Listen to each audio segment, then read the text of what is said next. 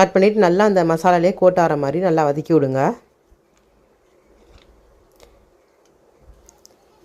பாருங்கள் அதுலேயே எண்ணெய் திரிஞ்சு வருது, அது வரைக்கும் வெயிட் பண்ணலாம்.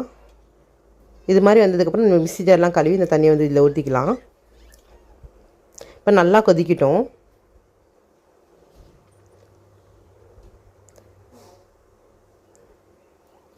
சூப்பரான கிரேவி வந்து தயாராகிடுச்சு. இப்போ நல்லா கொதிச்சதுக்கப்புறமேட்டு என்ன நல்லா கசிஞ்சு வெளியில் வந்ததுக்கப்புறமேட்டு நீங்கள் ஆஃப் பண்ணிக்கோங்க.